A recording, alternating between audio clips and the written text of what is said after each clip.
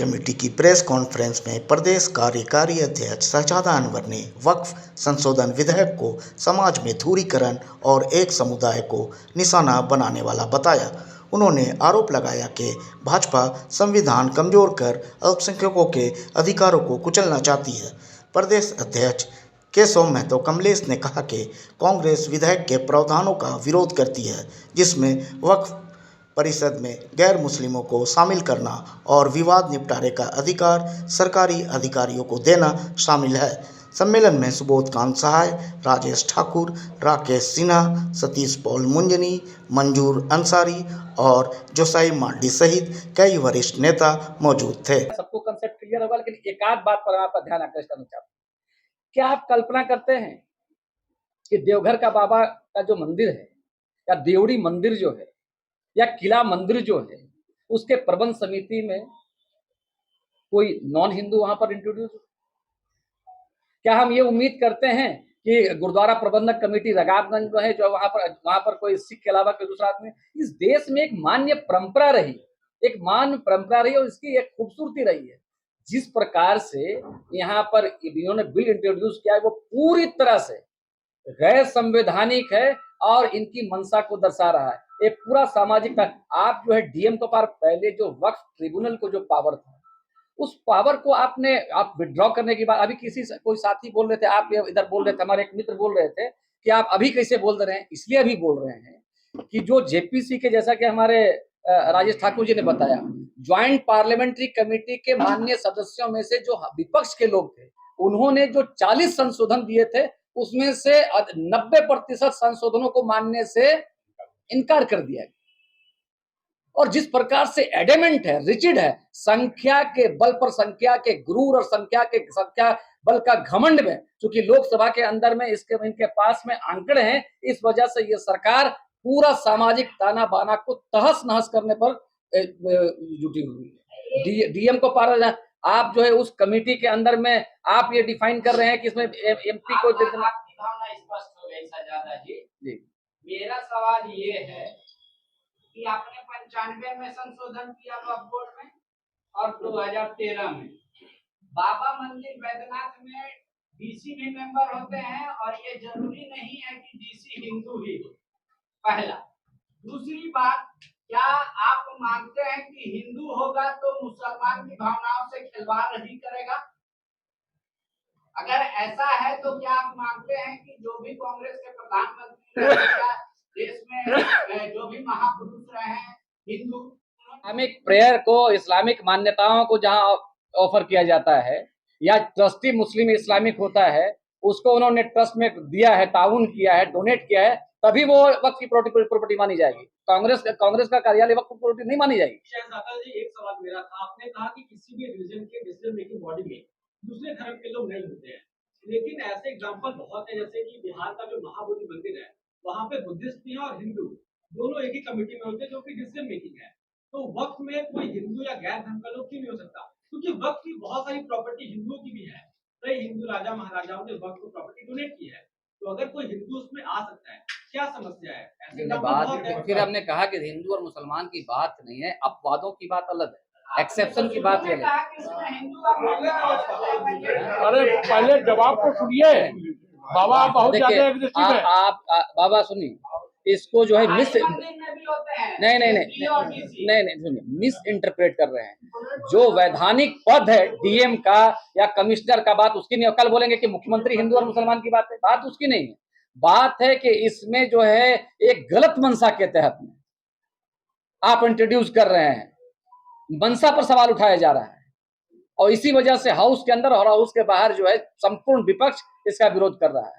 मंशा और तीसरी बात है, 2014 के बाद में, मतलब आप लोग सहमत है, अगर कोई गैर धर्म का व्यक्ति अगर वक्त में रहता है, आप लोग उससे आपत्ति नहीं होती, मंशा से आपत्ति नहीं भाई, हमको आपत्ति होती है। नहीं,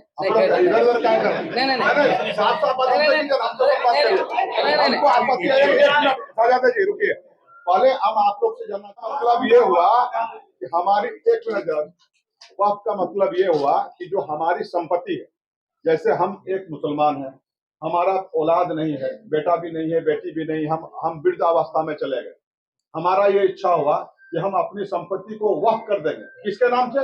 किसी व्यक्ति के नाम से नहीं, हम अपना संपत्ति को अपने इच्छानुसार हम अल्लाह के नाम से वक्फ कर देंगे। अब वो उस पर हम किसी दूसरे धर्म के लोग को हम उसमें इंटरफेयर नहीं करने देंगे, ये इसका हम विरोध करते हैं। साफ साफ बात होगी, समझ गए? हाँ जी जी, नहीं, और वो पब्लिक के लिए दिया जाता है। हाँ, वो सिर्फ पब्लिक के लिए। और ये समझ लीजिए कि वो पब्लिक के लिए खाली मस्जिद और मदरसा के लिए नहीं है, वो पब्लिक के लिए हमारा हर तरह के जो आम जनता के लिए जो हमारा ये है, सारा चीज के लिए। बीजेपी बार आरोप लगा रही है कि जैसे ऑल इंडिया सूफी है, मुस्लिम बहुत सारे ऐसे महाव है जो देश में मुस्लिमों की संस्था है, वो लोग जब विरोध नहीं कर रहे उसके पक्ष में है, तो कांग्रेस और जो पर्सनल लॉ बोर्ड वो क्यों विरोध कर रहे हैं? कौन इसके पक्ष में? वो तनखैया लोग हैं, तनखैया लोग हैं उन लोग, वो तनखैया लोग हैं उन लोग। चलिए, धन्यवाद। उन लोग धन्यवाद। वक्फ बोर्ड परिषद में गैर मुसलमानों को शामिल करने का प्रस्ताव वक्फ संपत्तियों के प्रतिनिधित्व और प्रशासन के बारे में चिंता पैदा करता है, जिन्हें पारंपरिक रूप से इस्लामी कानून के अनुसार प्रतिनिधित्व किया गया है। ये जो है नंबर 1, यानी वक्फ बोर्ड परिषद में गैर मुस्लिमों को शामिल करने का जो षड्यंत्र है, इसका हम लोग विरोध करते हैं। विधेयक अधिनियम की धारा 23 में संशोधन करके वक्फ बोर्ड के मुख्य कार्यकारी अधिकारी के मुस्लिम होने के मापदंड को हटाता है। इसके अतिरिक्त अधिनियम की धारा 9 में संशोधन करके विधेयक ने राज्य वक्फ बोर्ड और केंद्रीय वक्फ परिषद में 2 गैर मुसलमानों की अनिवार्य शर्त पेश की है। इसके अलावा विधेयक द्वारा धारा 9 में संशोधन के अनुसार परिषद में नियुक्त सांसदों, पूर्व न्यायाधीशों और प्रतिष्ठित व्यक्तियों का मुस्लिम होना आवश्यक नहीं है। ये संशोधन स्पष्ट रूप से मुस्लिम समुदाय के अपने मामलों के प्रबंधन से नियंत्रण को कमजोर करने की संशोधन स्वभाव से वक्फ की अवधारणा को हटाने का सुझाव देता है, जो वक्फ संपत्तियों की परिभाषा और उद्देश्य को मौलिक रूप से बदल देता है, संभावित रूप से उनके इच्छित उपयोग को खतरे में डालता है। कांग्रेस पार्टी का विरोध प्रतिनिधित्व, स्वायत्तता, न्यायिक प्रक्रियाओं और वक्फ संपत्तियों को नियंत्रित करने वाले मौलिक सिद्धांतों के बारे में चिंताओं पर केंद्रित है। तो इन्हीं 2 विषयों पर आज यह प्रेस वार्ता और वक्तव्य आप लोगों के सामने रखा। मुझे विश्वास है कि आप प्रमुखता के साथ इनको अपने अपने समाचारों में स्थान देंगे। बहुत बहुत धन्यवाद। कोई विरोध नहीं कर रहे हैं। जेपीसी की कमेटी बनी थी, जेपीसी की कमेटी में हम लोगों ने अपनी बातों को रखा था, और बिल में क्या है, मंशा क्या है उनकी, उस पर हमारा सवाल है। नीयत अच्छी होनी चाहिए, नीति आप कोई भी बनाइए, नीयत आपका है कि आप झगड़ा फसाद कराना चाहते हैं, आप बेरोजगारी का जो मुद्दा इस देश में है उससे विमुक्त कराना चाहते हैं लोगों को, महंगाई जो चरम पर है उसको कहीं न कहीं किनारे करना चाहते हैं, और इनका कोई मसला नहीं है। अदरवाइज जो चीज आप ला रहे हैं 2013 में ऑलरेडी यूपीए की सरकार ने लाई है, आप कहते हैं वो प्रभावी तरीके से लागू नहीं हुआ, इसकी जिम्मेदारी किसकी थी? 2014 के बाद आपकी सरकार है और आप प्रभावी तरीके से लागू नहीं करते हैं और फिर एक नया कानून लेके आना चाहते हैं। तो अगर आप ये चाहते हैं तो जो उसके स्टेक होल्डर्स हैं आप उनसे तो बात कीजिएगा ना। जब all India personal law board मना कर रहा है और आप कह रहे हैं और बहुत सारे संगठन कह रहे हैं, आप कह रहे हैं मुसलमानों की बेहतरी के लिए ये ला रहे हैं। अरे आपने 10 साल हो गए, हिंदुओं की बेहतरी के लिए क्या क्या लाया है वो आपको बताना चाहिए।